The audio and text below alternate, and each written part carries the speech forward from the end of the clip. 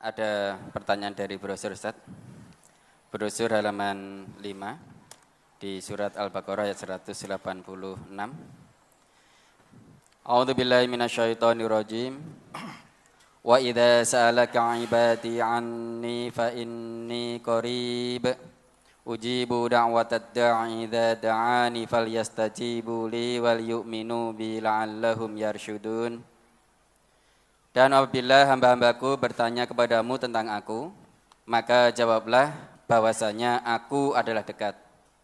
Aku mengabulkan permohonan orang yang berdoa apabila ia memohon kepadaku, maka hendaklah mereka itu memenuhi segala perintahku, dan hendaklah mereka beriman kepadaku, agar mereka selalu berada dalam kebenaran. Berkaitan dengan brosur halaman 6 di surat Hud ayat 61. Wa ila samuda akhahum shaliha qala ya qaumi ibudullaha ma lakum min ilahin ghairuh huwa ansha'akum minal ardi wasta'marakum fiha fastaghfiruhu summa tubu ilaihi inna rabbi qaribum mujib. Dan kepada Samud kami utus saudara mereka Soleh. Soleh berkata, hai kaumku, sembahlah Allah. Sekali-kali tidak ada bagimu Tuhan selain Dia. Dia telah menciptakan kamu dari bumi atau tanah dan menjadikan kamu pemakmurnya. Karena itu mohonlah ampunannya, kemudian bertaubatlah kepadanya.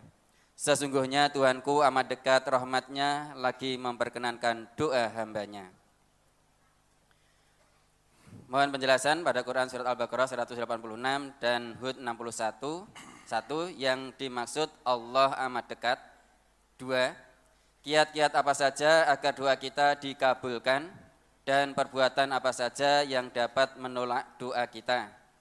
Dan yang ketiga, dan benarkah dengan sodakoh doa kita akan cepat terkabul Ustaz?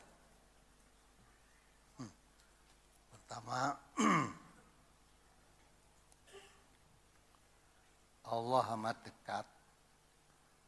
Itu di ayat lain Allah lebih menjelaskan. Allah itu dengan hambanya, dengan kita, masih lebih dekat daripada urat leher kita. Kita semua kan punya urat leher kan? Kedekatan Allah dengan kedekatan urat leher dengan kita itu masih lebih dekat Allah dengan kita. Min hablil warid. Coba dibaca ayatnya itu. Masih lebih dekat. Coba kamu bayangkan, urat leher itu nempel di leher kita ini. Kedekatan Allah dengan kita itu masih lebih dekat lagi. Maka jangan sok nipu Allah. Allah itu sangat lekat dengan kita. Mau berbuat apa saja itu Allah tahu, walaupun manusia tidak tahu. Maka kalau orang menyadari bahwa Allah itu dekat sekali dengan kita, terjaga perbuatannya. Tidak akan berani berbuat curang, berbuat maksiat dengan segala bentuk kemaksiatannya. Coba dibaca ayatnya. Surat Qaf, surat ke-50, ayat 16.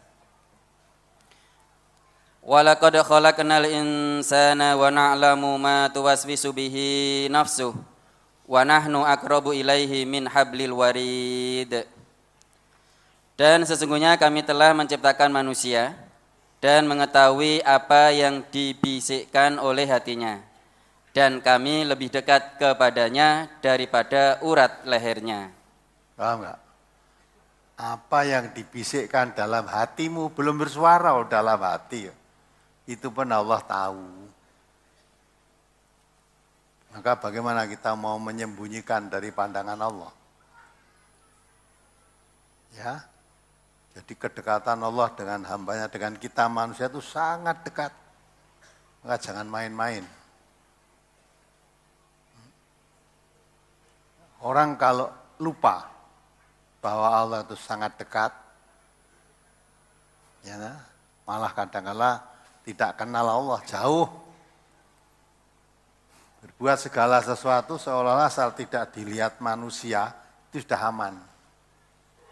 Maka di ayat lain Allah jelaskan, dalam ayat 7 itu ya, coba dibaca. Kamu berdua, Allah yang ketiga. Kamu bertiga, Allah yang keempat. Jadi jangan sampai kita merasa aman, mumpung tidak ada yang melihat, saya akan berbuat sesuatu. Nah, jangan merasa aman. Kalau menutup pandangan mata manusia, ini mudah. Ya. Di balik tembok itu aja saya tidak tahu apa yang mereka lakukan, apa yang ada di sana nggak tahu kok. Ya, tapi kepada Allah jangan kita samakan dengan sama manusia ini, susah kita.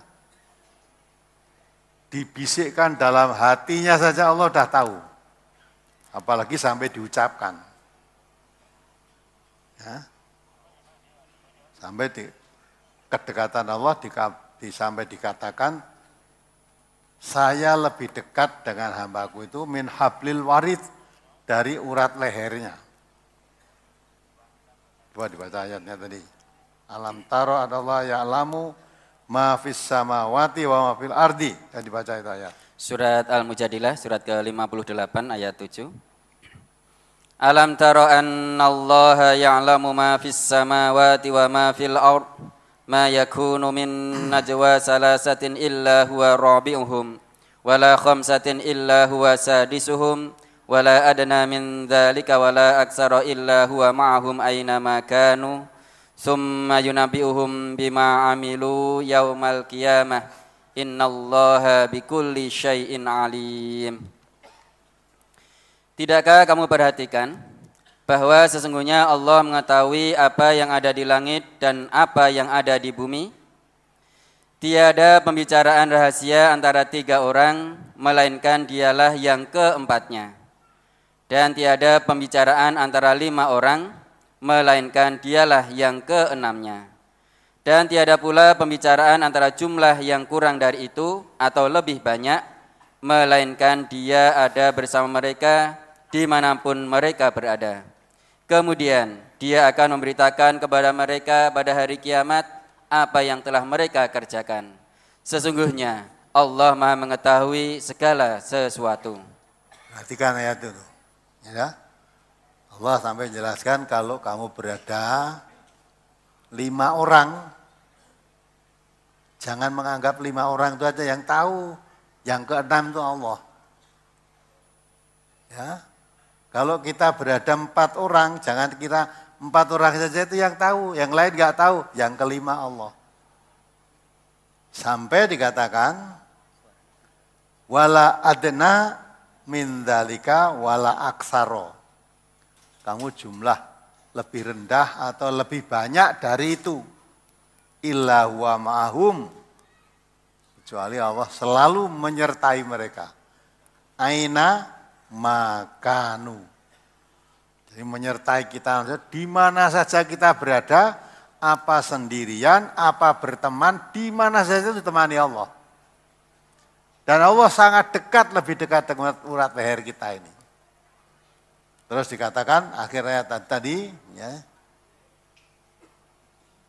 Summa yunabiuhum bima amilu yaumal qiyamati. Nanti apa yang kita lakukan di dunia ini, yang selalu diawasi Allah tadi, nanti akan dikabarkan kepadamu apa yang kamu lakukan, nanti akan ditunjukkan semua oleh Allah. Ya, akan ditunjukkan oleh Allah dan tidak bisa mengelak.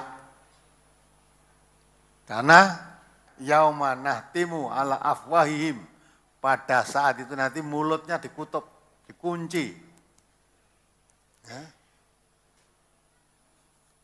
Terus apa yang menjadi saksi? Tangannya, kakinya menjadi saksi. Apa yang dilakukan ketika hidup di dunia. Wa kalimuna aydiyahum wa tashhadu arjuluhum. Jadi ketika di hadapan Allah nanti ditanya apa yang kamu lakukan di dunia, yang menjawab bukan mulutnya, mulut dikunci oleh Allah. Yang menjawab tangannya menjadi saksi kakinya. Kalau di dunia ini wah bisa bersembunyi. Ia mengatakan tidak, bisa. Maka jangan coba-coba. Allah itu lebih dekat dengan urat lehernya. Apapun yang kita lakukan Allah tahu. Jangan dikira kalau kamu sudah berbisik-bisik 2 orang mau berbuat apa-apa di tempat yang sepi, di malam yang gelap, sudah malam gelap, tempat sepi, orang sudah tidur semua, nggak ada yang tahu. Allah yang ketiga. Mau sembunyi kemana? Merasa nggo KPK besok di sana. Tidak ada KPK kanan. KPK itu sendiri nanti diperiksa oleh Allah juga. Nah, dikira. Kalau di sini kan, walaupun sudah dia bisa mengelak, walaupun akhirnya nanti yang ngaku. Maka orang itu kalau tidak punya rasa diawasi Allah, udah mau menyembuhkan dari pandangan mata manusia itu mudah. Tapi jangan dikira selamat dari pandangan manusia, selamat juga dari pandangan. Selamat dari hukuman manusia, jangan dikira selamat di hukuman Allah. Apalagi hukuman manusia dikatakan oleh Rasulullah, penegak hukum itu ada 3, katakan oleh Rasulullah. Yang 2 masuk neraka, yang 1 aja yang masuk surga.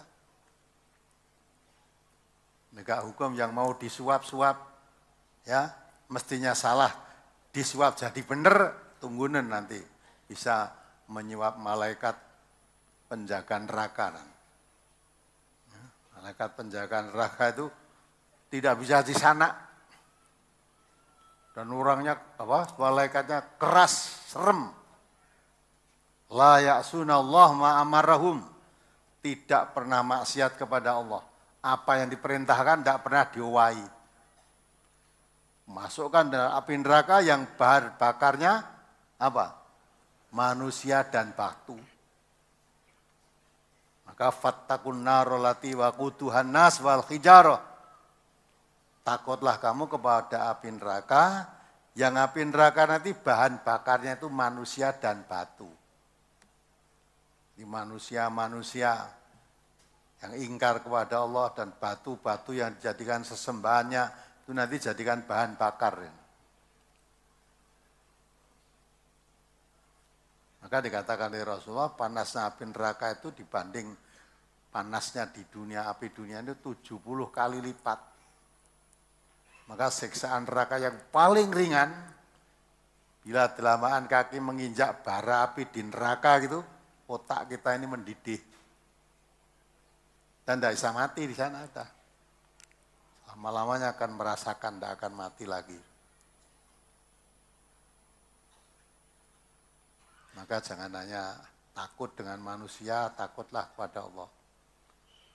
Terus bagaimana caranya untuk supaya kabulkan doanya? Tadi kalau sudah membaca dengan teliti, dia sudah mengerti itu.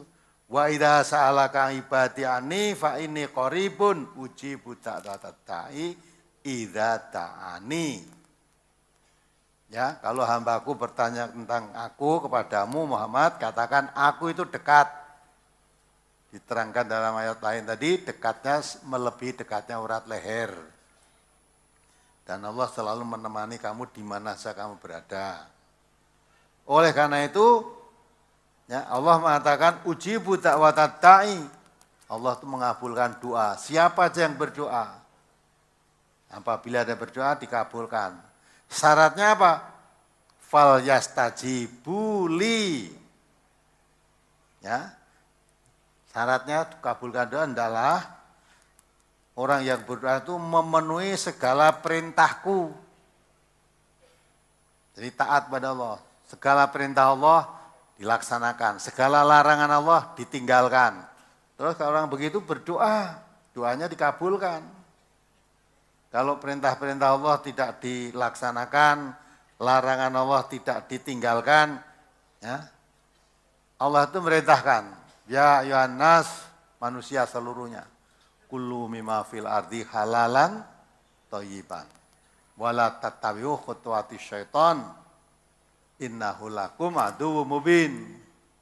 Wahai manusia, makanlah yang dikeluarkan oleh Allah di bumi ini yang halal dan yang baik. Kalau makanannya haram, pakaian yang dipakai hasil dari yang haram, minuman yang dipakai pun haram, bagaimana doa dikabulkan? Maka Nabi mengatakan syarat dikabulkan doa antara lain di samping tadi laksanakan perintah-perintah Allah, jauhi larangan-larangan Allah, makanannya harus halal, minumannya harus halal, pakaiannya harus halal.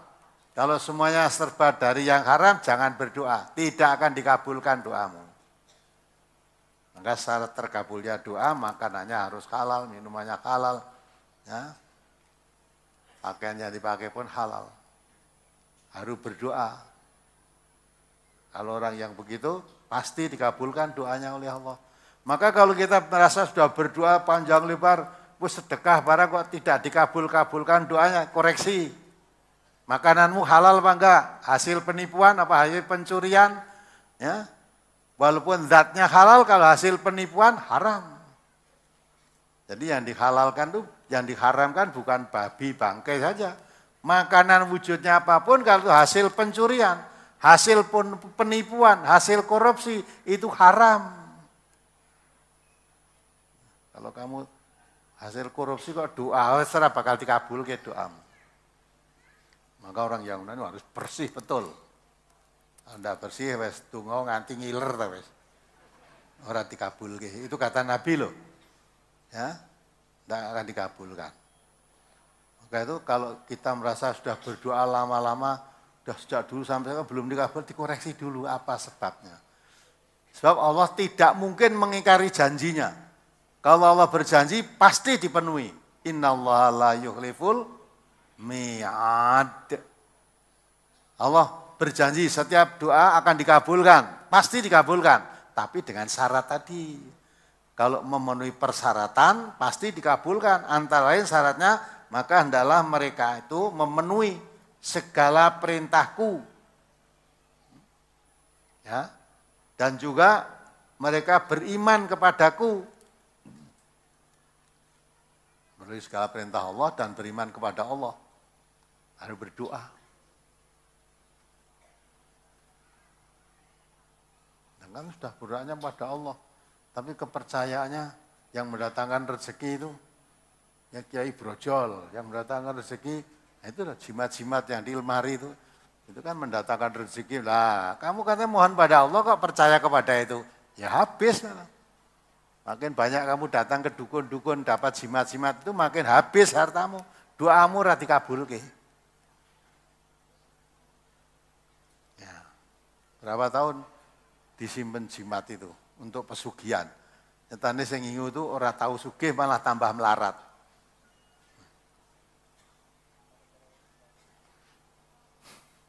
Nah itu. Apakah sedekah menambah bisa mendapat dikabulkan doanya? Belum tentu. Kamu sedekah itu pun juga diurus oleh Allah. Apa yang kamu sedekahkan? Yang kamu sedekahkan dapatnya dari mana?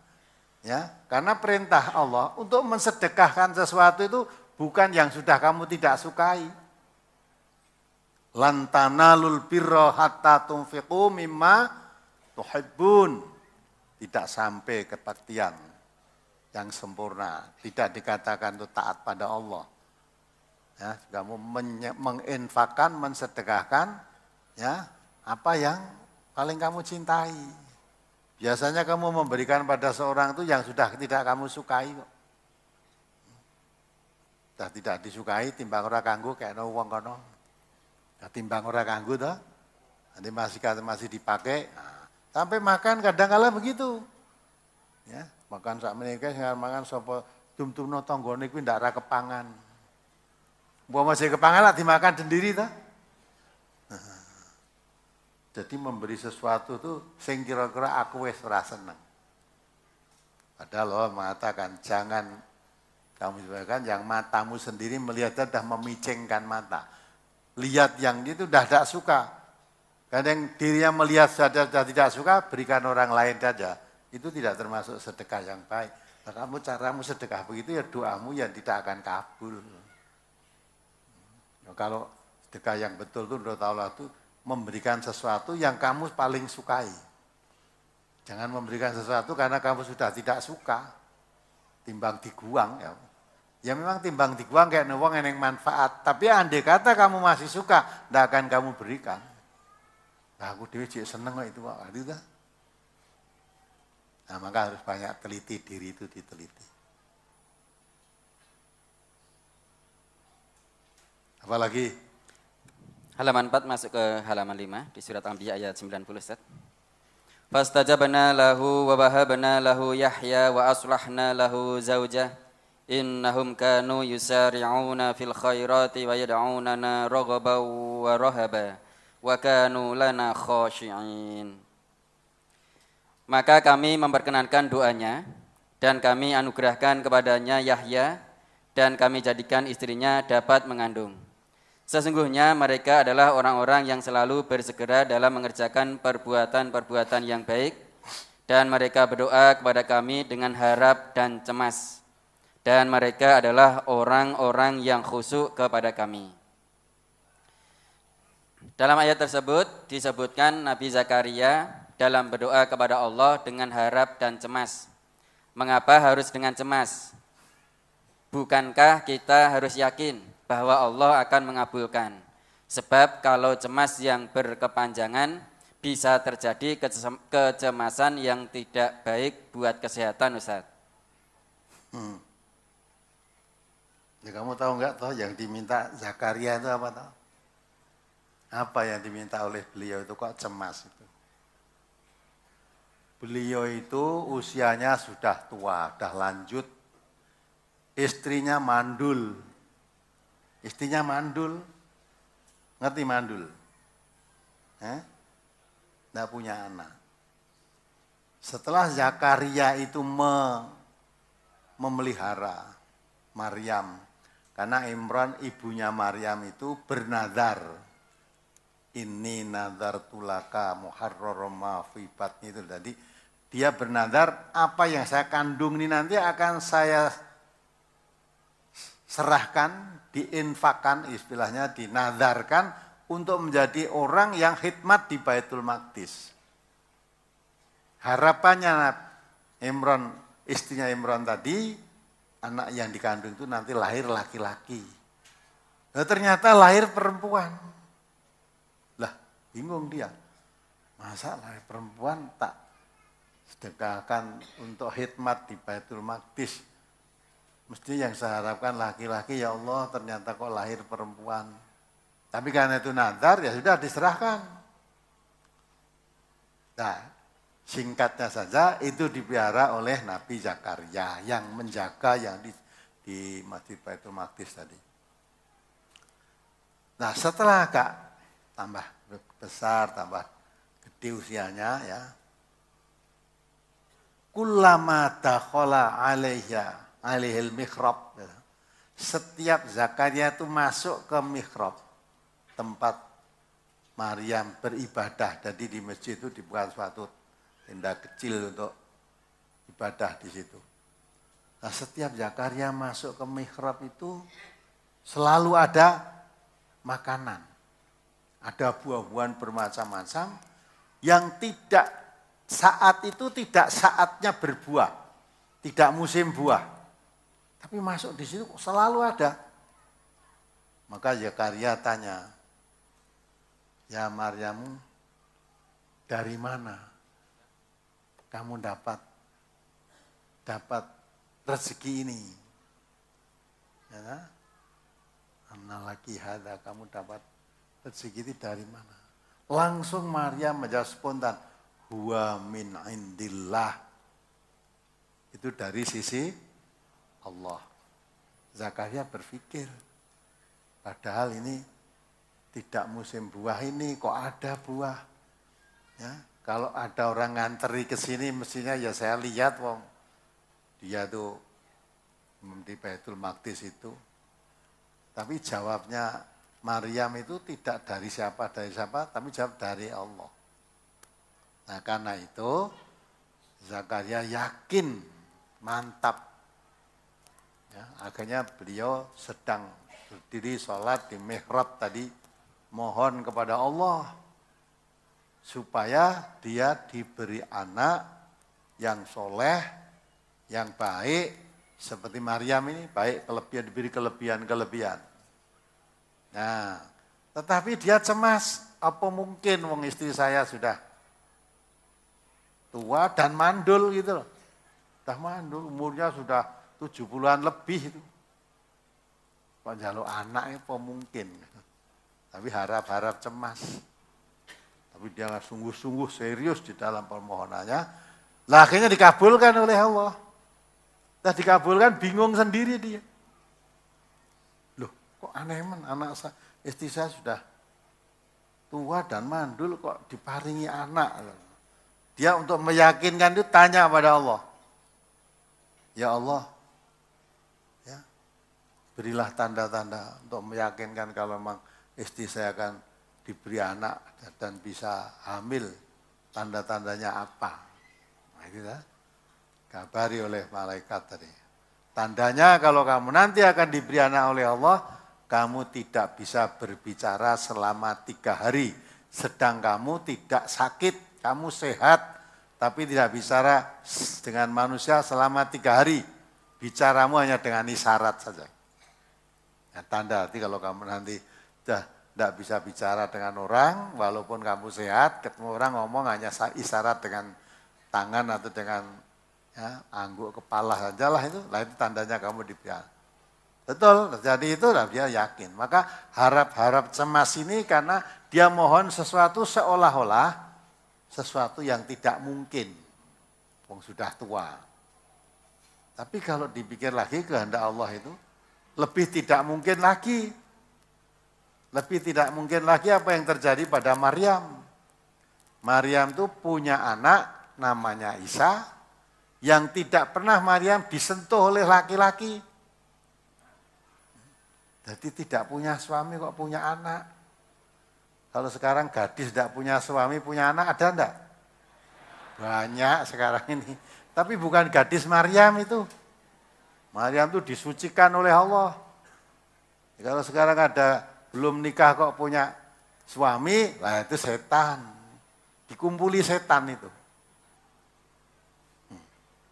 Nah itulah Allah itu berkuasa. Membuat manusia tanpa bapak, tanpa ibu, bisa. Siapa itu?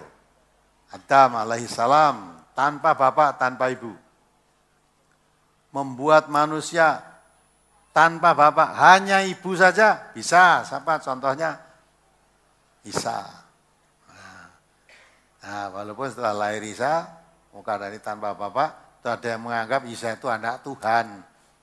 Anaknya Tuhan, orang di bapak kok itu anak Tuhan. Nah, itu terserah bagi mereka. Tapi kalau dalam Al-Quran jelas, Quran itu la roiba fih, tidak diragukan kebenarannya.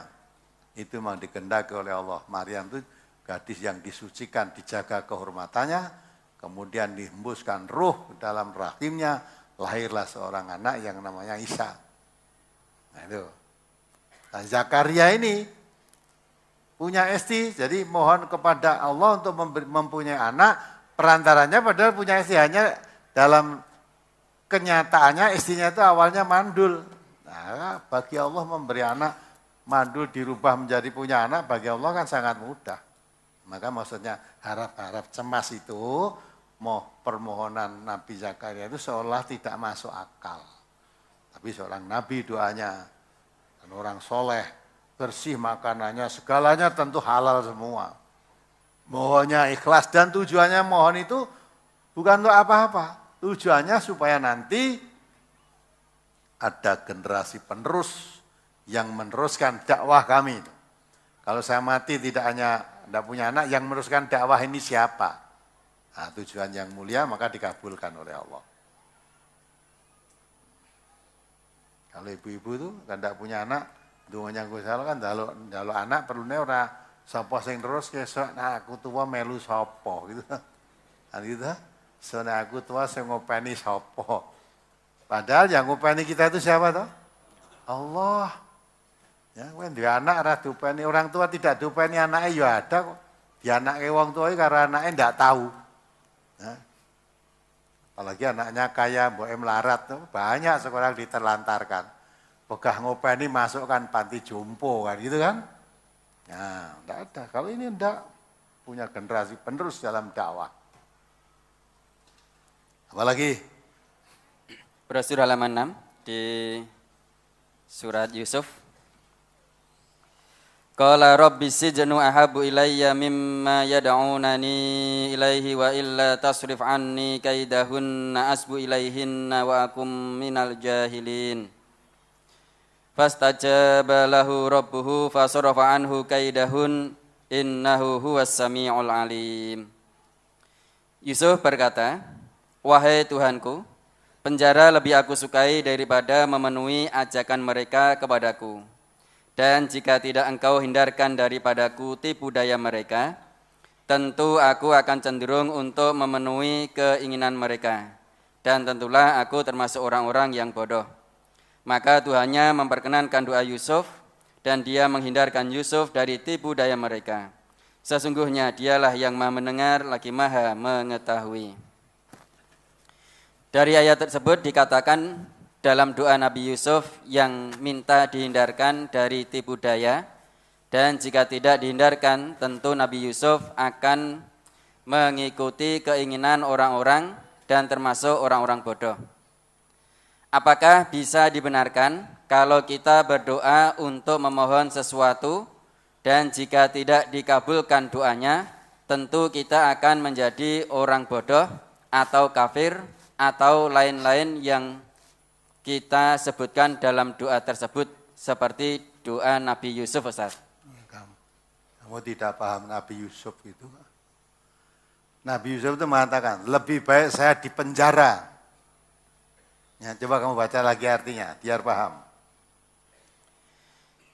Yusuf berkata, wahai Tuhanku, penjara lebih aku sukai daripada memenuhi ajakan mereka kepadaku. Dan jika tidak engkau hindarkan daripadaku tipu daya mereka, tentu aku akan cenderung untuk memenuhi keinginan mereka. Dan tentulah aku termasuk orang-orang yang bodoh. Nah, kan jauh tak? Jawab pertanyaanmu tadi. Dibaca pertanyaannya. Di situ dikatakan dalam doa Nabi Yusuf yang minta dihindarkan dari tipu daya. Dan jika tidak dihindarkan, tentu Nabi Yusuf akan mengikuti keinginan orang-orang dan termasuk orang-orang bodoh. Apakah bisa dibenarkan kalau kita berdoa untuk memohon sesuatu dan jika tidak dikabulkan doanya, tentu kita akan menjadi orang bodoh atau kafir atau lain-lain yang kita sebutkan dalam doa tersebut seperti doa Nabi Yusuf. Nah, kalau ngaji itu perlu ya. Jadi pertanyaan itu sudah nyelempeng jauh itu. Nabi Yusuf itu digoda oleh siapa? Wanita. Konon kabarnya wanita itu cantik sekali. Seperti ibu-ibu yang di belakang itu loh. Yusuf itu orangnya bagus banget gitu. Dengan saya lebih disip. Ya lebih bagus Yusuf gitu loh. Sedikit bagus saya, sedikit. Bagus saya sedikit gitu loh. Bagusnya Yusuf banyak. Nah ini wanita ini menggoda Yusuf untuk diperkosa. Untuk berbuat melayani kehendaknya. Berbuat serong lah. Nabi Yusuf tidak mau. Padahal wanita ini istri majikannya. Nabi Yusuf itu kan dibuang cemplung ke sumur oleh saudara-saudaranya. Terus ditemu oleh ya orang musafir lah, terus dijual terus dibeli ini yang menjadi majikan Yusuf. Ini seorang pegawai raja kerajaan Mesir pada saat itu. Nah, istrinya jatuh cinta kepada Yusuf ini. Ketika suaminya tidak ada, pintu rumah dikunci semua, pembantunya suruh di luar, Yusuf di dalam. Nah, dipaksa untuk melayani wanita tadi. Yusuf tidak mau. Bagaimanapun tidak mau. Kalau memang dipaksa akan diperbuat apa, ini majikannya pegawai tinggi kerajaan Mesir, andai kata termasuk saya harus dipenjara karena tidak mau melayani kehendaknya, penjara lebih saya sukai daripada saya melayani. Nah, itu diterangkan. Maka dia mohon pada Allah. Ya. Di situ Allah menjelaskan, Nabi Yusuf mengatakan, kalau saya melayani apa permintaan itu, ya toh? Melayani permintaan wanita tadi jika Allah tidak menghindarkan aku dari tipu daya mereka. Artinya kalau Allah tidak menguatkan imannya Yusuf akan cenderung digoda putri cantik masa tidak terganggu, ya, tidak tergoda. Semua laki-laki yang sehat, wanita melihat cantik, seneng enggak? Seneng Pak ya. Ya sudah tua-tua itu senang enggak? Senang. Nah, padahal ini Yusuf seorang diri dan bukan dia diajak coba. Diajak. Merasa bayar wong diajak kok. Apalagi dia cuma buruh, diajak majikannya.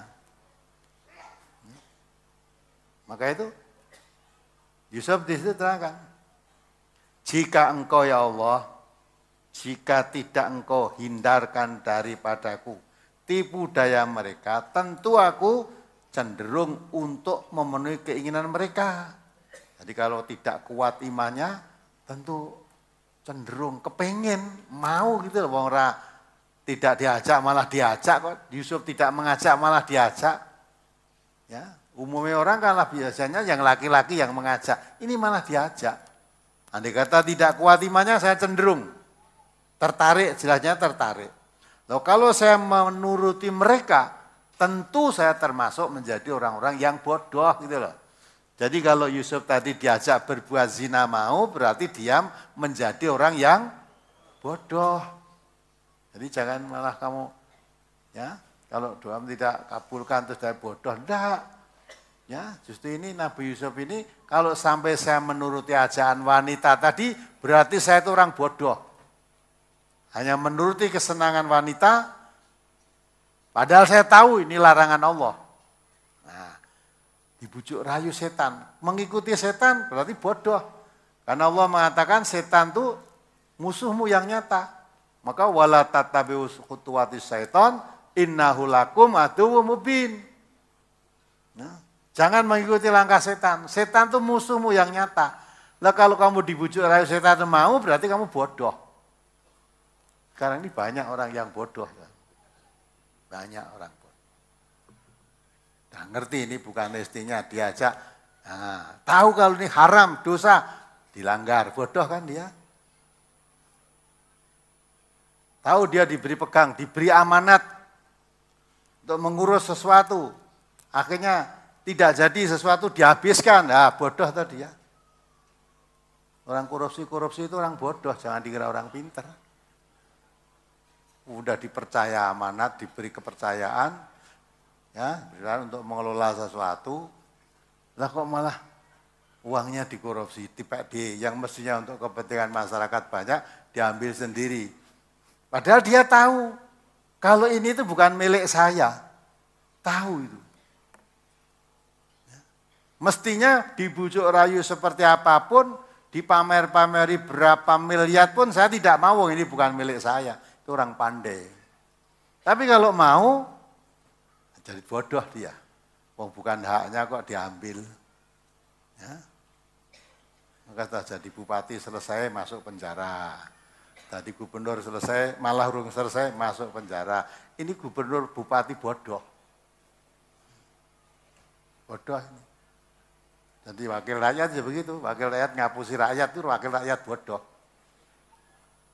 Saya jadi wakil rakyat, dipilih sekian ribu manusia mempercayakan suaraku kepadamu, percaya urus ya ini. Ya lah kok malah dihapus sih kan, bodoh dia. Harusnya memegang amanat. Nabi kita mengatakan, ya, idza duyi'atil amanah fantadiris sa'ah. Kalau amanat sudah disia-siakan, tunggu kehancurannya. Diberi amanat itu mesti pegang. Pegang teguh, ini amanat. Walaupun kamu bujuk rayu saya harus begini. Enggak, saya pegang amanat rakyat.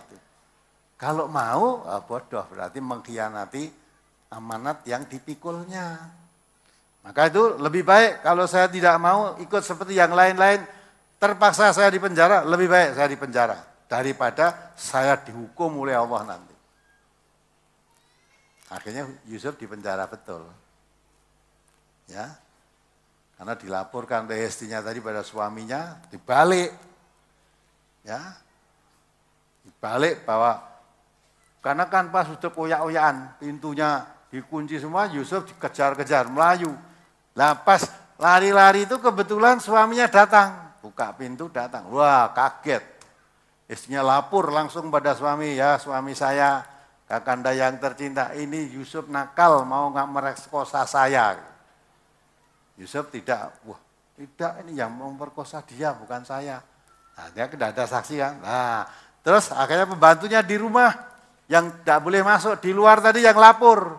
Memang saya di luar dengar orang di dalam udrek-udrekan ada apa. Ya mau dikunci ya pintunya. Sekarang saya usul gitu. Lihat siapa yang bersalah, siapa yang benar. Kalau Yusuf itu bajunya sobek di bagian depan, oh berarti Yusuf yang kurang ajar. Mau memperkosa wanita tadi, wanitanya tidak mau, sampai dicakar-cakar begitu, sampai suwek klambine. Tapi kalau Yusuf, kalau bajunya sobek yang di belakang, berarti wanita itu yang memperkosa. Ternyata setelah dilihat, baju Yusuf yang sobek di belakang. Jadi dioyak melayu, geret klambine suwek gitu. Nah, lah setelah itu raja malu kan, masa istri pejabat kok malah minta memperkosa buruhnya, malu. Akhirnya supaya tidak tersebar berita ini, Yusuf dipenjara.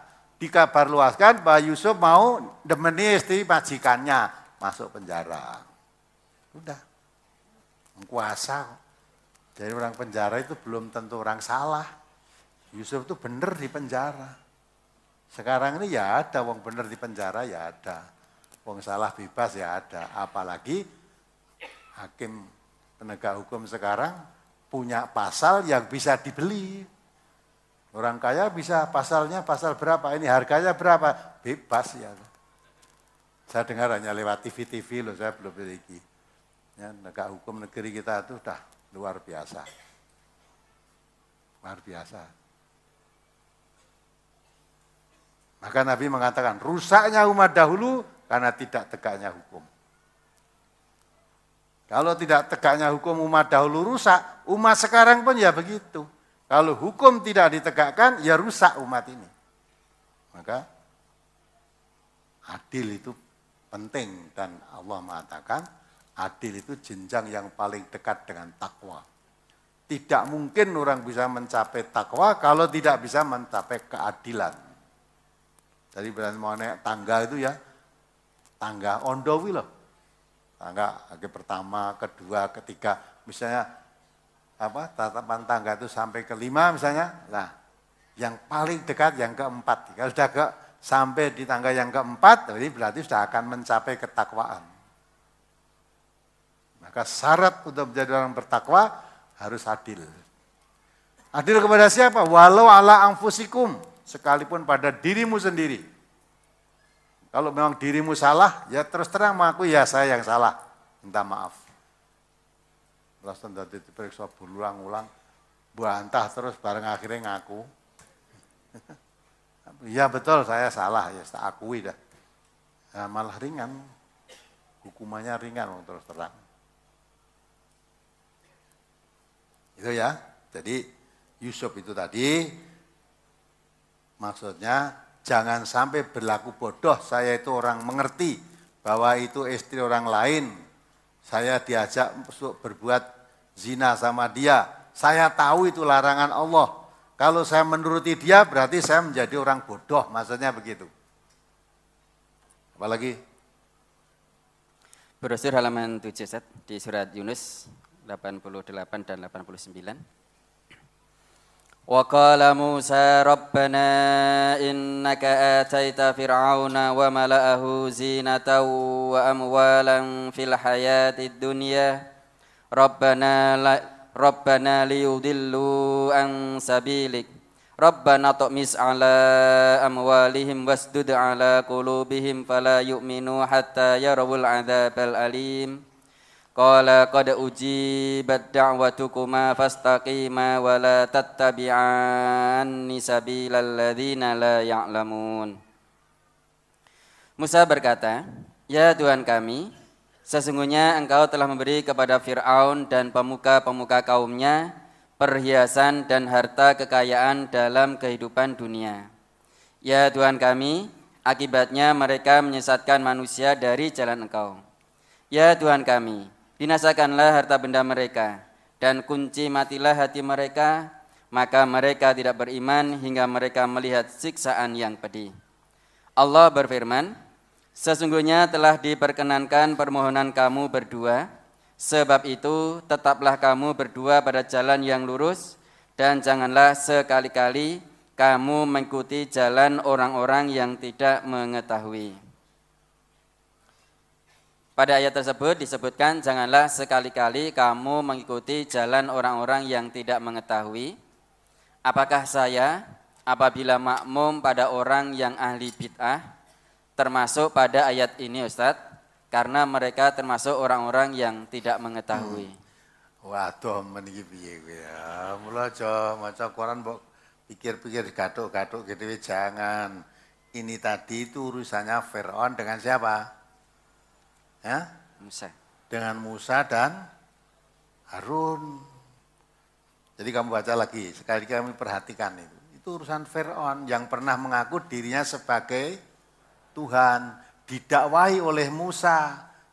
Ya, didakwahi dengan cara apa-apa, malah mengejar Musa supaya mau dibunuh Musa itu. Ya, maka memang hatinya dikunci mati. Dia pernah mengundang tukang sihir. Ya, tukang sihir seluruh kota Mesir itu kumpulkan oleh Fir'aun untuk menandingi Musa. Ya. Dan dipilihkan pada waktu duha hari raya supaya disaksikan oleh seluruh rakyat Mesir dan para pejabat-pejabatnya. Ini pertandingan besar.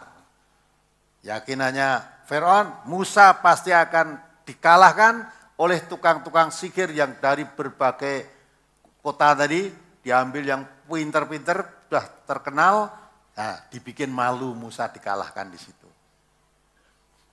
Ya, nah setelah itu betul diadu, ternyata tukang sihir tadi, ya, dalam suatu riwayat mengeluarkan kepandaiannya, akhirnya Musa saat itu juga hampir ketakutan. Perintahkan oleh Allah, "Hai Musa, lemparkan tongkatmu." Ya, lemparkan tongkatmu. Tongkat Musa dilemparkan jadi ular yang besar. Kemudian ular buatan tukang sihir ditelan semua oleh ularnya tongkat Musa tadi. Lah ketika itu tukang sihir tadi langsung sujud menyungkur tunduk pada Musa. Tukang sihir tahu bahwa Musa ini jelas bukan tukang sihir. Kalau dia tukang sihir pasti kalah dengan dia. Ini pasti bukan tukang sihir. Ya, maka tukang sihir mulai sujud tunduk patuh pada Musa, mengimani Tuhannya Musa. Nah, dilihat oleh Fir'aun, marah Fir'aun. Malah menuduh, "Oh berarti kamu sudah kong kali kong." Ternyata Musa itu gurumu sihir ya. Maka kamu muridnya kalah dengan gurunya. Terus dia tidak mau lagi nyembah Fir'aun, menyembah ganti beragama, menyembah Tuhannya Musa dan Harun. Ancam oleh Fir'aun. "Mengapa kamu tidak menyembah aku, menyembah Tuhannya Musa Harun, sudah minta izin aku. Kalau kamu teruskan tidak kembali ke agamamu, kamu ikuti Musa, tak hukum kamu, tak potong tangan dan kakimu bersilang." Tangannya dipotong yang kanan, kakinya dipotong yang kiri, terus disalib, ditunggak kurma di situ, pohon kurma maksudnya, dibiarkan sampai mati. Nah, tukang sihirnya tidak takut.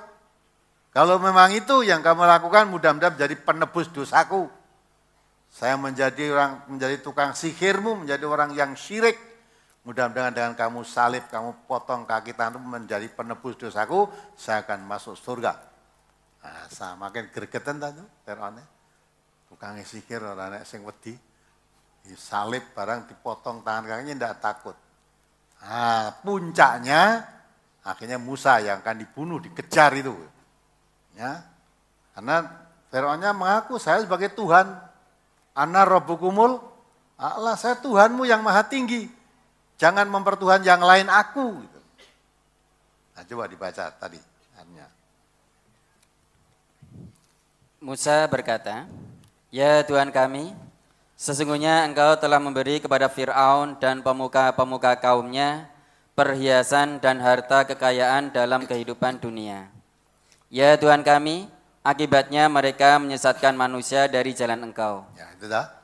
Allah telah memberi karunia pada Fir'aun itu banyak kerajaannya ya, yang kaya, luas kaya, dia menjadi raja yang berkuasa. Perhiasan segalanya ada dan wibawa pada saat itu.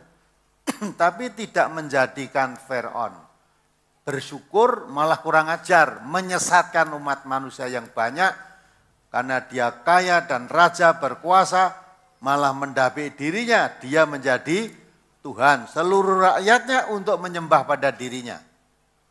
Ya, jadi kan tidak bersyukur malah kurang ajar.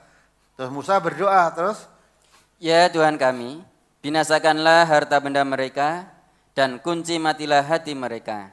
Maka mereka tidak beriman hingga mereka melihat siksaan yang pedih." Ya kan? Mereka tidak beriman. Kunci mohon pada Musa mohon pada Allah, kunci matilah ya. Memang dia sudah keterlaluan. Hancurkan semua kekayaannya, lenyapkan dia. Dilenyapkan kekayaannya, hatinya kunci mati karena tidak percaya kepada kenabian Musa dan Harun, tidak percaya pada hari akhirat, tidak percaya pada Allah, Tuhan semesta alam, malah dirinya mengaku sebagai Tuhan, maka ya kan, baru dia nanti akan percaya kepada Tuhan setelah dia akan mati. Betul kan? Setelah dia mengejar Musa, Musa diberi mukjizat oleh Allah tongkat tadi, ya, kejar sampai di Laut Merah. Musa bingung, perintahkan oleh Allah, ya Musa, wadrib asokal bahr, pukulkan tongkatmu pada laut. Ya, tongkat Musa pukul kepada laut, laut bersibak menjadi dua, jadi jalan. Musa dan pengikutnya langsung menempuh jalan itu. Lewat nyebrang laut, bersibak menjadi dua. Nah, Fir'aun mata gelap tadi, ya, karena Musa dan pengikutnya lihat bisa menyeberangi laut dan jadi lihatnya jalan, langsung ikut. Masuk tentara-tentaranya. Musa sampai di tepi bisa naik darat, Musa selamat, Fir'aun beberapa tentaranya masih di tengah-tengah laut tadi, ditutupkan lagi oleh Allah. Laut yang bersibak dua tadi tutupkan lagi, nah tenggelam lagi. Lah ketika akan tenggelam, Fir'aun baru tobat, percaya, saya percaya kepada Tuhannya Musa, saya percaya kepada Tuhannya Harun, saya percaya kepada Tuhannya Bani Israel. Tadinya enggak percaya, setelah megap-megap mau mati baru percaya. Dah enggak diterima taubatnya, mau karek mati kok enggak tobat. Nah itulah maksudnya. Jadi orang yang semacam itulah karena tidak mempercayai Allah dikunci mati hatinya, percaya setelah nanti mati dia. Oh ternyata ada hari akhirat, hari pembalasan, hari berbangkit, ada neraka, ada surga, baru percaya setelah mati. Nah, jangan kita laku seperti Fir'aun itu. Terus apa lagi? Halaman 8 Ustaz. Ayat paling bawah di surat Mukmin ayat 60. Wa qala rabbukum ud'uni astajib lakum innal ladzina yastakbiruna an ibadati sayadkhuluna jahannama dakhirin. Dan Tuhanmu berfirman, berdoalah kepadaku, niscaya akan ku perkenankan bagimu. Sesungguhnya orang-orang yang menyombongkan diri dari menyembahku akan masuk neraka jahanam dalam keadaan hina dina. Pertanyaan, doa yang belum terkabul, apa yang harus dilakukan dan apakah ada orang yang hidup di dunia ini tidak dikabulkan doanya? Kedua, kedudukan berdoa dengan bahasa Arab dan bahasa Indonesia apakah sama mustajabnya? Tiga, orang yang sombong akan masuk neraka apa tidak melalui hisab dulu, Ustaz? Jadi ya, semua orang yang berdoa yang memenuhi persyaratan doanya antara yang tadi, ya, taatilah aku, taatilah perintah-perintahku, jadi kalau udah, dan berimanlah kepadaku, pada Allah. Orang beriman pada Allah, mentaati perintahnya, menjauhi larangannya, persyaratan doa dipenuhi, makanannya halal, minumannya halal, pakaian yang dipakai halal, dan usahanya sesuai dengan doanya, dikabulkan semuanya. Apa ada yang tidak dikabulkan? Banyak orang kafir itu doanya tidak dikabulkan. Yang dia tidak punya Tuhan kok. Kalau berdoa kepada siapa? Ya, maka tidak dikabulkan. Orang Islam juga banyak yang tidak dikabulkan. Karena cuma doa, membaca doa tidak tahu maksudnya. Tiap hari kita semua orang Islam pada umumnya berdoa. Setiap sholat pasti berdoa. Ihdinas siratal mustaqim, itu doa itu. Ya Allah, tunjukkanlah saya ke jalan yang lurus, itu doa. Masih ngarani lagi, siratal ladzina an'amta alaihim, seperti jalannya orang-orang yang telah engkau beri nikmat. Ya tak? Itu doanya. Setiap hari kita baca, apa dikabulkan kita doanya. Masa tiap hari minta jalan yang lurus kok, yang Gunung Kawi, yang Jimbung, golek sugih, yang bulus dan sebagainya, terus nyimpen jimat-jimat pirang-pirang, itu menunjukkan doamu tidak dikabulkan. Dan dikasih wanita, terus yang dukun dikasih semar mesem. Semar mesemnya banyak. Kemarin ada ibu yang semuanya kok ngirim semar mesem, saya ngirim semar mendem. Ternyata malah enak semar mendemnya. Ya. Itu tak kira, ya kira apa, ibu itu baru dibuka isinya semar mendem tenan. Mendemi ternyata ketan karo apa loh. Lah itu malah betul itu, margi tenan. Ning semar mesem iki mung dari besi kuning digambar semar. Nek tak tekoki jane semar iki po eneng to. Coba, semar tenan ki eneng apa ora? Eneng semar wayang wong kuwi lho. Ada, nek semar seperti yang diceritakan, tenane apa ada semar. Nah, kalau kamu meyakini ada, disebutkan dengan kitab apa coba. Nah, Quran endi? Karena orang Islam itu kitabnya Quran hadis. Ngon Quran hadis orang nyebutnya semar. Ra enek blas golek ayat pira ora ketemu. Nah, kok percaya. Malah dadi dukun kayak dari semar mesem kayak reco cilik itu semar ki variasi pengasian. Nah, itu kan, nah yang begitu kan tertipu kamu. Tertipu. Maka dari itu, kalau kita ingin dikabulkan doanya, memenuhi syarat-syarat berdoa, beriman kepada Allah, semua perintahnya dijalankan, larangan ditinggalkan. Kalau tidak begitu, jangan berharap doanya dikabulkan. Nah terus, apa? Kalau dosa nanti di neraka apa tidak dihisap? Dihisap itu sebelum kamu masuk neraka, sebelum masuk surga itu dihisap dulu. Dihisap itu artinya dihitung. Allah mengatakan perhitungan yaumul hisab nanti, hitungan terakhir, ya, fa amman saqulat mawazinuhu fahuwa fi 'ishatir radiyah wa amman khaffat mawazinuhu fa ummuhu hawiyah. Manusia itu pasti punya amal baik, punya amal jelek. Nanti yaumul hisab, hari perhitungan, dihisab itu hanya dihitung. Yang baik dan yang buruk dihitung oleh Allah. Yang kecil-kecil sampai yang besar dihitung semua. Yang baik kumpulkan, yang baik jelek kumpulkan. Terus akhirnya dihitung. Kalau ternyata kebaikannya lebih banyak daripada kejelekannya, wahuwa fi isyatir radiyah. Dia akan hidup dengan bahagia, yaitu di surga. Setelah dihitung ternyata jeleknya lebih banyak daripada baiknya, fa ummuhu hawiyah, dia masuk ke neraka hawiyah. Ya tak? Karena banyak dosa-dosa yang tidak bisa diampuni oleh Allah, malah merusak amal kebaikan, yaitu perbuatan syirik tadi.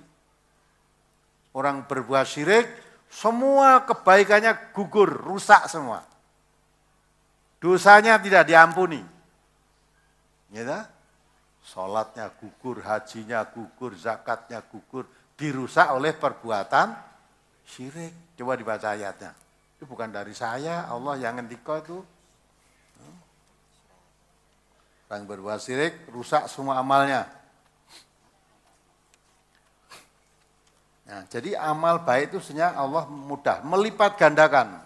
Tapi kalau dilakukan, dirusak dengan syiriknya tadi, sudah nggak ada artinya, semuanya rusak. Nabi juga mengatakan, ya, salasun la yanfa'u mahuna amalun. 3 hal yang merusak amal perbuatan seseorang. Ya, nomor 1 asyirku billah, mensekutukan Allah. Jadi berbuat syirik itu semua amalnya rusak. Dalam Al-Quran juga dijelaskan. Kalau tadi hadis ya, amalnya rusak karena berbuat syirik. Yang kedua berani atau durhaka kepada kedua orang tua. Yang ketiga menjadi pengecut dalam perjuangan. Perang itu lari dari pengecut, bukan mengatur siasat larinya tadi, tapi menjadi pengecut. Malah menjadi mata-mata, malah membela musuh lah gitu. Nah, sekarang menurut ayat Al-An'am coba dibaca. Ayat 88. Surat Al-An'am surat ke-6 ayat 88.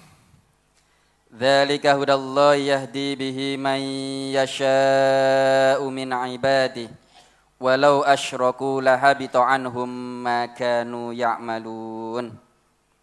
Itulah petunjuk Allah yang dengannya Dia memberi petunjuk kepada siapa yang dikehendakinya di antara hamba-hambanya. Seandainya mereka mempersekutukan Allah, niscaya lenyaplah dari mereka amalan yang telah mereka kerjakan. Ya, kalau dia mensekutukan Allah, lenyaplah semua amalan yang mereka kerjakan. Lenyap itu rusak, hapus. Terus surat An-Nisa 48. An-Nisa surat ke-4 ayat 48. Innallaha la yaghfiru ay yushraka bihi wa yaghfiru ma duna dzalika liman yasha wa man yusyrik billahi faqad iftara isman azima. Sesungguhnya Allah tidak akan mengampuni dosa syirik dan Dia mengampuni segala dosa yang selain dari syirik itu bagi siapa yang dikehendakinya. Barang siapa yang mempersekutukan Allah, maka sesungguhnya ia telah berbuat dosa yang besar. Ya, Allah tidak mengampuni dosanya. Siapa berbuat syirik, dia telah berbuat dosa yang besar. Lengkapi lagi 116.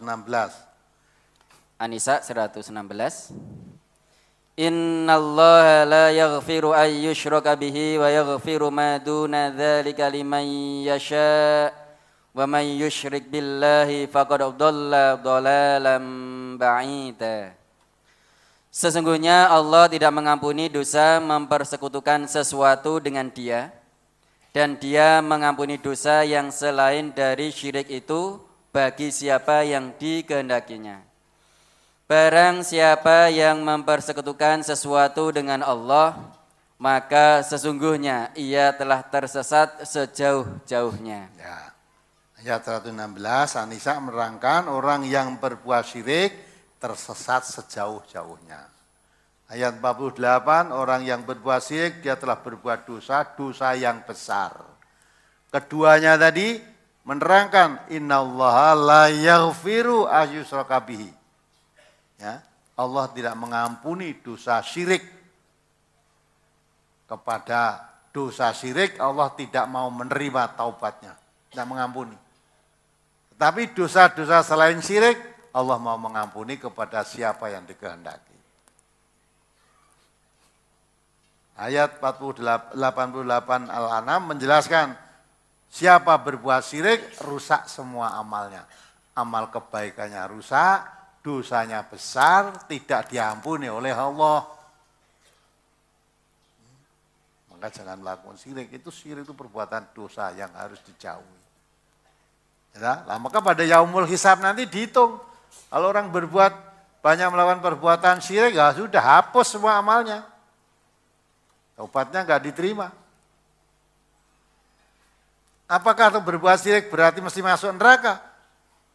Iya, kalau dia mau berbuat syirik tidak mau bertobat. Tapi kalau itu dilakukan karena waktu itu belum tahu, setelah tahu dia bertobat dengan segera, diampuni dosanya. Maka pada yaumul hisab nanti perbuatan dosa syirik dah dihapus dosanya, wong diampuni. Coba dibaca surat An-Nisa 17. Surat An-Nisa ayat 17. Innamat taubatu 'ala Allahi lilladzina ya'maluna as-su'a bijahalatin thumma yatubuna min qaribin faulaika yatubullahu 'alaihim wa kana Allahu 'aliman hakima. Sesungguhnya taubat di sisi Allah hanyalah taubat bagi orang-orang yang mengerjakan kejahatan lantaran kejahilan, yang kemudian mereka bertaubat dengan segera. Maka mereka itulah yang diterima Allah taubatnya. Dan Allah Maha mengetahui lagi Maha bijaksana. Ya, dia berbuat dosa tetapi karena tidak tahu. Setelah tahu segera bertobat, dosanya diampuni semua. Itu maaf kasih sayang Allah pada hambanya. Dimaklumi wong tidak tahu kok. Maka mudah-mudahan yang suka menyerahkan jimat sini itu setelah tahu itu perbuatan dosa, syirik, tahu begitu taubat, tidak mulai lagi, jimatnya diserahkan ke sini, ya. Dah, mengapa diserahkan ke sini? Sebab kalau disimpan di rumah masih ketok-ketok terus, masih diambil seolah berkhasiat terus. Ya, maka itulah. Akan dah jadi dosanya diampuni oleh Allah semuanya. Nah, kalau sudah ditahu barang masih nekat, ya sudah tidak ada dosanya. Diampuni tidak ada. Hari ini ada yang menyerahkan jimat enggak? Nah, masih ada. Sudah saya dengan 3 lemari, sudah penuh masih ada terus. Bisa jadi museum. Ya. Nah, maka tukang-tukang jual jimat itu dengan pengajian kita enggak suka. Tuh rapayu jimatnya. Wah, buat banyak akhirnya rapayu. Pokoknya orang Istanbul itu ada 40 biji ada itu. Ada tukang buatnya kan masih produksi terus. Hari orang Ketanggor MTA itu kan sih melor sana. Dia minta Quran Istanbul kasih. Ini kasih mori putih talani gue setut kemana-mana. Kalau kita lihat di tayangan TV itu banyak calon-calon anggota dewan nyalek itu donyang dukun jaluk jimat. Sering lihat gak? Nah itu. Malah ana dukune sing katanya saya lihat auranya itu sudah ada stempelnya, ini calon jadi, calon tidak. Lah nek ngerti calon tidak mbok rasa dikandani kok malah wis ngerti calon tidak jadi dikon maju. Karena kayak duit. Nah, kalau sudah tahu begitu, mbok dikandani terus terang wae. Nah, itu bangsa bodoh-bodoh begitu ya. Dilalah calon anggota dewan ngono ya gelem. Lah kene kita arep makili rakyat terus piye coba. Dadi sampe nak ben negarane makmur dicak nyang dukun kabeh. Kita yang itu harus kita tidak percaya, hapus semua. Kalau percaya kepada itu, sholatmu tidak ada nilainya, gugur semua. Kita tuh baru percaya kepada dukun, wah dukun tuh pinter. Ngomong pinter, bener ke omongnya dukun aja 40 hari sholatmu gugur. Itu yang mengatakan itu Nabi bukan saya. Jadi pedukunan sudah zaman Nabi sudah dikutuk oleh Allah. Nah kok sekarang sahabat modern ini aja. Nah, padahal kan kalau saya sudah ke Kiai malah putri itu, malah putri dukunnya itu. Namanya lupa saya. Putri potongannya kayak lanang gitu lah. Itu juga saya juga masih perlu sosialisasi. Oh iya, masih perlu sosialisasi. Lah nek kira-kira dengan itu masuk rasa sosialisasi kenal ke masyarakat. Wis calon dadi kok. Nah, karena dulu itu kita sosialisasi ya mempeng, kenalkan pada masyarakat aktif, bareng jadi tenan itu seolah-olah dari dukunnya tadi. Padahal jadi karena kamu dikenal masyarakat. Ya, terus dipilih karena masyarakat simpati dengan kamu lah memilih. Ini gandeng wis percaya sik karo dukune seolah jadinya karena dukun. Nah, jadi pinter-pinter jadi bodoh nek ketemu dukun. Nah piye? Lah orang yang dukun itu mengarani moronya nggone wong pinter gitu. Jadi wong bodoh malah diarani wong pinter. Kamu itu yang pinter malah. Nah, malah gurunya ngene wong bodoh juga. Apalagi tadi kedudukan berdoa dengan bahasa Arab dan bahasa Indonesia apakah sama di sama? mustajabnya? Allah itu bukan Tuhannya orang Arab saja. Wah, nek sing dikabuke doane kudu bahasa Arab tok, cilaka sing ora wong Arab. Ya, doa dengan bahasa Arab, doa dengan bahasa Jawa, dengan bahasa Cina, bahasa Inggris, bahasa manusia sedunia itu sama. Kecuali doa yang sudah ditentukan oleh Allah, oleh Rasulullah, dalam doa-doa dalam ibadah, dalam suatu jangan diwai. Ya kalau Allah menuntunkan, Rasulullah menuntunkan doa dalam salat ihdinas siratal mustaqim, ya Allah tunjukkan jalan yang lurus, harus dibaca ihdinas siratal mustaqim. Tidak boleh diganti ya Allah tunjukkanlah saya ke jalan yang lurus. Jalan seperti jalannya orang-orang yang telah kau beri nikmat, tidak boleh begitu. Ya. Orang maca alhamdulillahirabbil alamin tapi segala puji bagi Allah Tuhan semesta alam. Yang Maha Pengasih dan yang Maha Penyayang. Tidak begitu. Kalau doa-doa salat baca apa adanya dengan Arab. Karena Nabi mengatakan shollu kama ra'aitumuni usolli. Sholatlah kamu seperti kalau kamu melihat aku sholat. Tidak boleh pakai bahasa sendiri. Nah kalau masalah doa, karena doa itu permohonan, bebas. Nabi kita mengatakan, la yakbalullah doa min qalbin ghafilid lahin. Allah tidak mengabulkan doa orang yang berdoa tapi hatinya kosong, tidak ngerti karpe. Ya. Maka kita tidak pernah dikabulkan. Ya Allah tunjukkanlah jangan lu tidak ngerti kok. Tiap hari ihdinas siratal mustaqim, ihdinas siratal mustaqim. Tapi siratal mustaqim seperti apa enggak tahu, mulai ya ora dikabulke. Masa doa ihdinas siratal mustaqim minta ke dukun, minta ke rewangan, minta ke berarti tidak dikabulkan doamu. Kalau tahu siratal mustaqim itu kata Allah wa anna hadza sirati mustaqiman fattabi'u. Ini loh Quran ini jalanku yang lurus. Fattabi'uhu, ikuti dia. Kalau memang kamu betul-betul minta jalan yang lurus itu Quran, maka ikuti Quran. Nah, malah jangan ngaji Quran, malah nesu kok. Jaluk jalan yang lurus itu jalan yang lurus apa selain Quran? Saya jalan lurus selain Quran itu tidak ada. Maka Allah mengatakan wala tattabi'u subula fatafarraqu bikum an sabili. Jangan ikuti jalan-jalan selain Al-Qur'an. Jalan selain Al-Qur'an itu bukan jalan yang lurus, tapi memisahkan kamu dari jalan yang lurus tadi. Ya, karena tidak tahu ya minta terus tapi enggak mau. Enggak mau ditempuh jalan yang lurus tadi, malah jalan yang bengkok yang ditempuh. Maka doa harus tahu yang kita minta apa. Apalagi? Masih di surat Al-Mu'min ayat 60. Yang dimaksud orang-orang yang menyombongkan diri dari menyembahku bagaimana Ustaz? Ya, sombong, kata Nabi, definisi sombong itu batarul haq wa ghamtun nas. Menolak kebenaran. Kalau Allah memerintahkan supaya taatilah aku, ikutilah Quran, jalan yang lurus yang itu Quran, tidak mau ikuti Quran. Kalau dipanggil, wa idza khalau ila saya apa? Wa idza qila lahum ta'alau ila ma anzalallah wa ila rasul. Jawabnya apa? Qalu hasbuna ma wajadna alaihi. Nah itu orang sombong. Kalau dipanggil kamu mengaku orang Islam, kitab sucimu Quran Nabi Muhammad. Ya, kalau dipanggil mari ikuti apa yang diturunkan oleh Allah yaitu Al-Qur'an dan ikuti Rasulullah. Jawabnya cukup.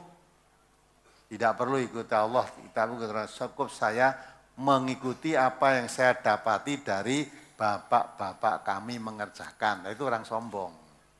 Karena menolak kebenaran. Diajak kembali jalan yang benar, mari ikuti apa yang diturunkan Allah, maksudnya Al-Quran, malah jawabnya, saya cukup ikuti yang diwariskan bapak saya dulu aja. Nah, itu sombong. Karena definisi sombong itu menolak kebenaran dan merendahkan manusia. Kalau dirinya merasa lebih, melihat orang yang lain lebih rendah daripada saya karena saya orang kaya, saya pejabat tinggi, saya orang yang keturunan ningrat. Kalau itu kan cuma ningratan, saya kan ningrat betul. Gitu. Nah, itu kalau itu kamu membanggakan keturunan, itu kamu namanya orang sombong. Nabi kita Muhammad sallallahu alaihi wasallam mengatakan la fadla baina arabiyyin wala ajamiyyin illa bittaqwa. Nabi itu orang apa? Arab. Tapi Nabi mengatakan tidak ada kelebihan antara orang Arab dengan orang selain Arab. Bahasa ajam itu bahasa selain Arab.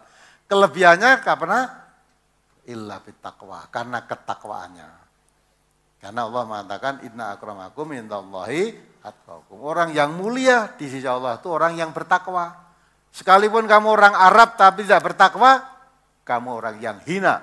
Sekalipun kamu orang Cina, orang Hong Kong, orang Indonesia, orang Jawa bertakwa lebih mulia daripada orang Arab yang tidak bertakwa. Nah sekarang kalau orang Jawa bertakwa, orang Arab bertakwa, sama. Rokok terus ya dhuwur Arabe, iya panjenengan wong Jawa cendek-cendek, wong Arabe dhuwur-dhuwur ya. Tapi bukan itu bukan maksudnya dhuwur dedeke ora ya ta. Jadi ketakwaan itulah yang menjadi ukuran kemuliaan seseorang. Malah Nabi mengatakan orang yang membangga-banggakan keturunan, saya keturunan ini, keturunan itu, kamu keturunan lah itu orang mengagung-agungkan keturunan. Kata Nabi derajatnya seperti kumbang pemakan tai. Apa? Tahu? Kumbang pemakan tai apa? Wawung breng kuwi lah. Bukan kumbang pemakan madu kuwi jek. Nama pemakan tahi. Jadi nek wong Jawa ngadani wawung breng anggere mabur liwat breng ambune itu lho. Nah itu derajatmu wong padha kuwi. Ora aja sok ngendel-ngendelke bapakmu. Ali bin Abi Thalib mengatakan laisal fata mayyaqulu kana abi walakinnal fata ayyakuna ha anada. Bukan seorang pemuda yang mengendel-endelke bapakku jenderal, bapakku presiden, bapakku bupati, bapakku bukan itu. Pemuda itu ya aku itu loh. Aku itu ya aku. Lah kamu kan jenderali bapakku. Nah aku ya iki. Kamu kan orang kaya, iya kaya bapakku punya perusahaan. Nah aku ya orang duwe gawe aku ya mau ngarit ngene iki. Ya, lah terus aku buruh harian nenek wong akon buruh antai gawe ya. Bapakku memang penggede, kalau saya ya saya ini. Jadi jangan membangga-banggakan bapakmu. Yang penting kamu itu apa gitu loh. Itu Islam itu mengajarkan sangat indah. Ya, maka orang Islam tidak boleh minder kepada siapa-siapa. Tidak boleh takut kepada siapa-siapa. Takutnya hanya kepada Allah saja. Menghadapi bupati, bupati sudah dadi bupati mergo rakyat. Ya. Orang mbok pilih apa dadi bupati? Kalau maksudnya rakyat tidak memilih jadi bupati, ora dadi. Nek wis entek jabatan bupati ya kembali kepada rakyat biasa. Iya. Udah dadi aja silau dengan jabatan. Pada saat nanti Allah sudah manggil, yauma la yanfa'u malun wala banun illa man atallah biqalbin salim. Sama. Kalau sudah dipanggil Allah itu jabatannya, pangkatnya, harta kekayaannya, mobil mewahnya, rumahnya, semuanya la yanfa'. Tidak bermanfaat. Iya. Mobil mewah ya tinggal, rumah mewah tinggal, istri cantik tinggal, anak pintar-pintar tinggal semua. Dijak ora enek sing gelem. Iya kan? Hanya sok palsu, sok menipu itu wanita-wanita, istri itu sok ngapusi. Ya. Ya Pak suaminya mati nangis gulung kuming. Aku melu Pak, aku melu. Tuh tak yang geblak. Ditulungi, jadi arep melu. Ya. Nek kudune nek tenanan pesen karo sing duduk kuburan, kandhane sing duduk kuwi bojone arep melu. gawake sing rada amba, sing rada jero iki dienggo wong loro. Lah coba gelem ora gitu. Ndak mau, jadi ngapusi kuwi. Wah, bendarani cinta jane ya ngono kuwi udah. Aku melu dijak tenan ya moh ya. Maka Allah katakan tidak ada gunanya. Yang bermanfaat hanya amal solehnya. Illa man atallah biqalbin salim. Ya, jenderal bintang 4 tetel kabeh. Ya dah, seragame lepas kabeh. Cuma dikasih mori putih sama. Ya, mori putih podo. Wong mati dibuntel kloso entuk rata. Kok mesti mori putih entuk apa ora?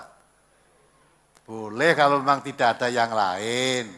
Kalau ada mori putih ya ikuti sunnah Rasulullah buntel mori itu. Kalau tidak ada boleh.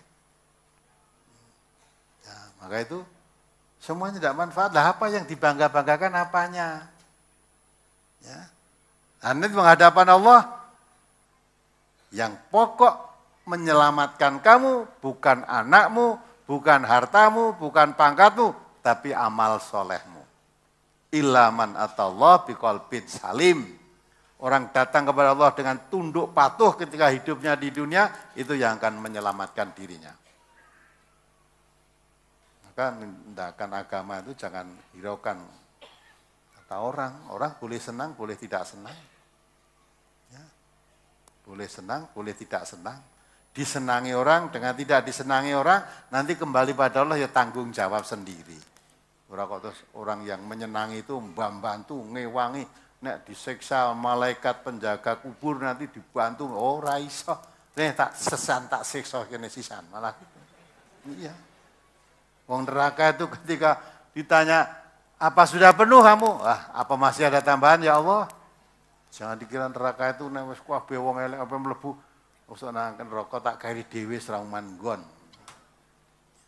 Neraka ditanya oleh Allah, alam talati, apa sudah penuh kamu?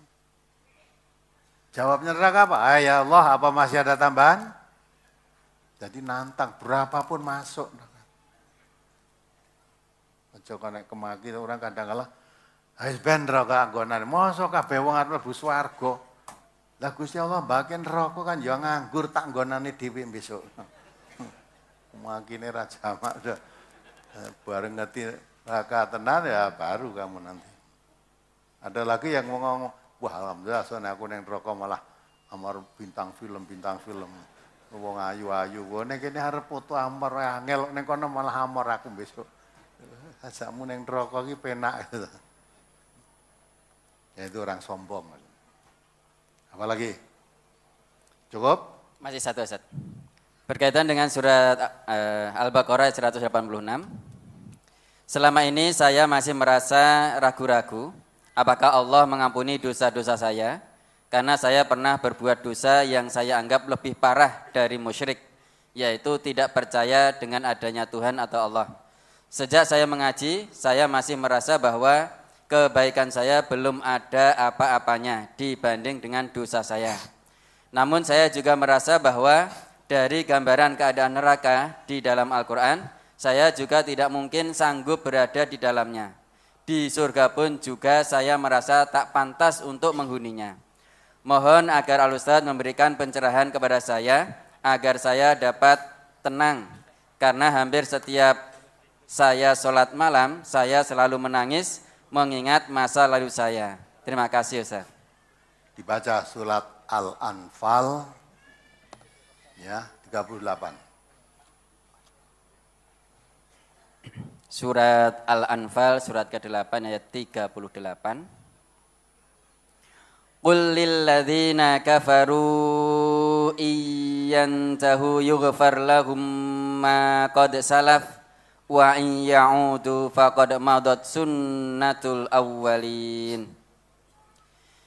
Katakanlah kepada orang-orang yang kafir itu, jika mereka berhenti dari kekafirannya, niscaya Allah akan mengampuni mereka tentang dosa-dosa mereka yang sudah lalu. Dan jika mereka kembali lagi, sesungguhnya akan berlaku kepada mereka sunnah Allah terhadap orang-orang dahulu. Ada notnya. Ada Ustaz. Itu kasih sayang Allah kepada hambanya.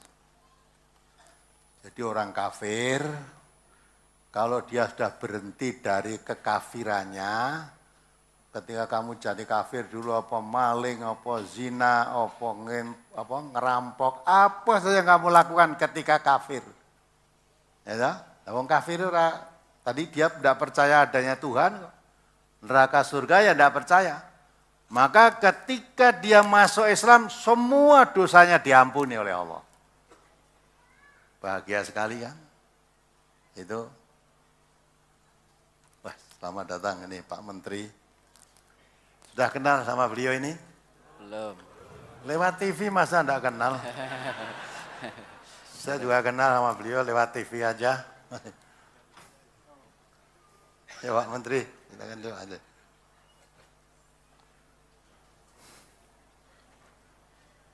Saya teruskan sebentar Pak Menteri. Jadi Menteri Pendayagunaan Aparatur Negara. Menteri Pendayaan Aparatur Negara. PAN. Bukan PAN Partai PAN ya. Menteri Pendayaan Aparatur Negara. Alhamdulillah pengajian kita dirawi para menteri.